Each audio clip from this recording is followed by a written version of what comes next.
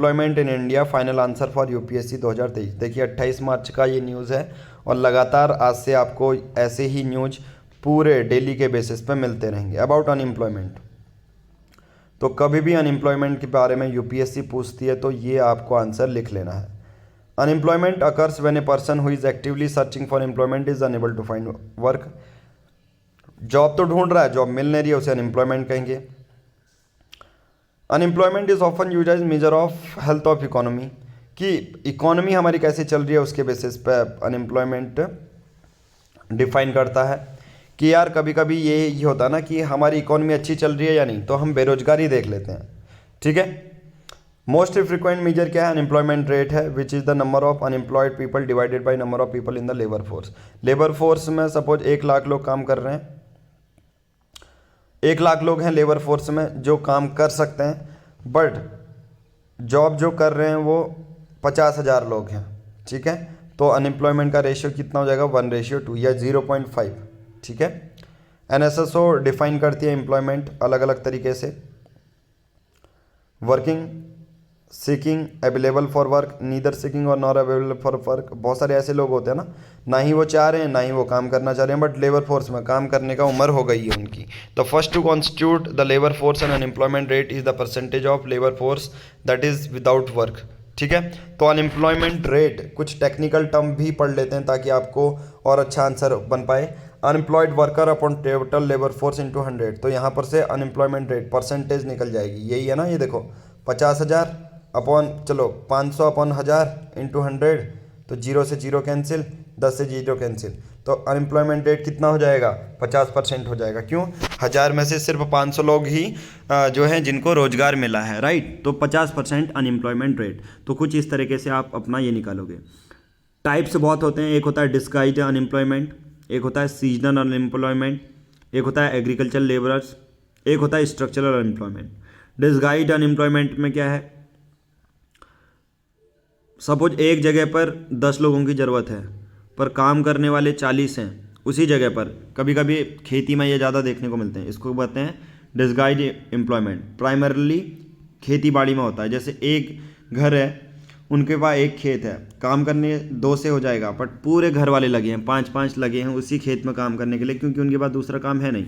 तो उस अनएम्प्लॉयमेंट को डिस्गाइज्ड अनएम्प्लॉयमेंट कहेंगे। फिर इसका मतलब ये नहीं होगा कि 5 को रोजगार मिला है, समझ में आ रहा? सीजनल अनएम्प्लॉयमेंट क्या है? Unemployment of that occur during certain season of year. मतलब किसी किसी सीजन में, जैसे मार्च अप्रैल मई के सीजन में सपोज ख़त्म हो जाता है वो सीज़न। ठीक है। तो उसमें लोग क्या करेंगे? तो agriculture labour in India rarely have work through out the year. बहुत मुश्किल से ही लोग अगर खेती से जुड़े हैं तो पूरे वर्ष काम नहीं करते। किसी वर्ष बारिश नहीं होती है, किसी वर्ष कुछ नहीं होता, तो सीजनल अनएम्प्लॉयमेंट उसे कहते हैं। फिर है structural unemployment. It is A category of unemployment arising from the mismatch between jobs available in the market and skill of the available workers in the market. तो मिसमैच जब होता है तो उसे स्ट्रक्चरल अनएम्प्लॉयमेंट कहते हैं। ठीक है। साइक्लिकल अनएम्प्लॉयमेंट क्या होता है? It is a result of business cycle where unemployment rises during recession and declines with economic growth. ठीक है। धीरे धीरे क्या होता है? अनएम्प्लॉयमेंट बढ़ने लग जाता है जैसे जैसे इकोनॉमी डल होती है, रिसेशन शुरू होने लग जाता है। रिसेशन की 2-4 क्वार्टर से आपकी इकोनॉमी बढ़ ही नहीं रही है, जीडीपी ही नहीं बढ़ रही है, तो उसे साइक्लिकल अनएम्प्लॉयमेंट कहते हैं, राइट। तो technologically unemployment it the loss of job due to the changes in technology. वही है, फिर तो अपने मन से बना दो कोई भी डेफिनेशन, बट मेजर वही है डिस्गाइज्ड जो आपसे यूपीएससी मेंस में पूछे जाएंगे। फिर है frictional unemployment, also called search and unemployment. पर ये जो चीज़ें मेथड मैंने मेंशन करी हैं ये अपने आप में ही बहुत इंपॉर्टेंट टॉपिक हैं, ये आपको पढ़ने ही पड़ेंगे। तो जो फ्रिक्शनल अनएम्प्लॉयमेंट है इसको सर्च अनएम्प्लॉयमेंट कहते हैं। ये यूपीएससी प्रीलिम्स में पूछा जा सकता है। Refers to time lag between the jobs when individually searching for a new job और स्विचिंग बिटवीन द जॉब्स। या तो एक जॉब छोड़ के दूसरी जॉब ढूंढ रहा है, या उसी जॉब से, मतलब जॉब ढूंढने में अगर 4-5 महीने का टाइम लग रहा है तो उसे फ्रिक्शनल अनएम्प्लॉयमेंट कहते हैं। फिर vulnerable employment, this means people working informal without proper job contract and thus sense as legal protection, vulnerable employment उसे कहते हैं।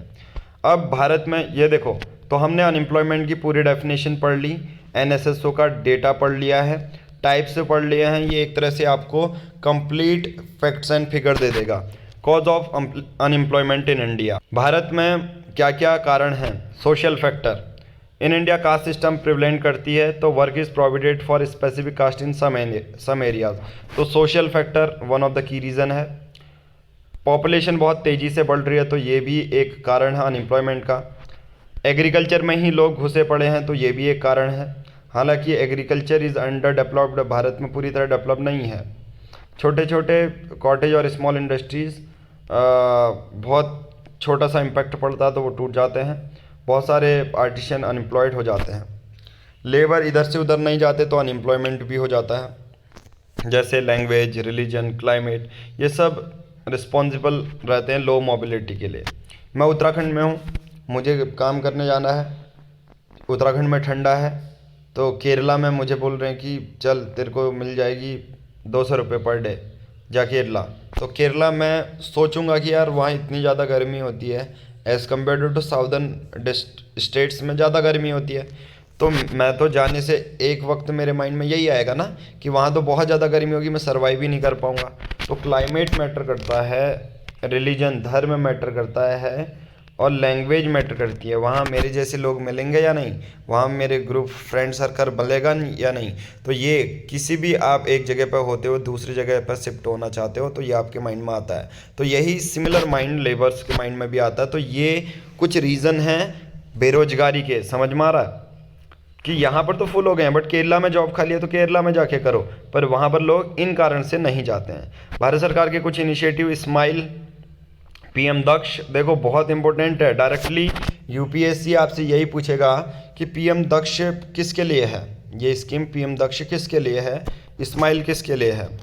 तो स्माइल है support for marginalise individual for livelihood, PM Daksh है प्रधानमंत्री दक्ष और कुशलता संपन्न हितग्राही, Mahatma Gandhi national rural employment guaranteed act MNREGA, Pradhanmantri Kaushal विकास योजना, स्टार्टअप इंडिया स्कीम। ना देखिए वे फॉरवर्ड की बात कर लेते हैं। लेबर इंटेंसिव इंडस्ट्रीज़ हमें प्रमोट करनी पड़ेगी, जहाँ ज़्यादा जैसे food processing, leather, footwear, wood manufacturer, ये सब। Special package individually design for each industry are needed to create jobs. Decentralization लाना पड़ेगा इंडस्ट्रीज़ का, ठीक है, ताकि हर पर्सन को हर सेक्टर में जॉब मिले। ड्राफ्टिंग नेशनल एम्प्लॉयमेंट पॉलिसी हमें ड्राफ्ट करनी पड़ेगी। सरकार को ज़्यादा से ज़्यादा सोशल और इकोनॉमिक इश्यू पर ध्यान देना पड़ेगा। Human capital through skill development बढ़ानी पड़ेगी। सोशल कोहेजन, इक्विटी बढ़ानी पड़ेगी जो है लेबर मार्केट में, राइट। अनएम्प्लॉयमेंट इन इंडिया 2023 के जो है पूरा हमारा टॉपिक कंप्लीट हो चुका है।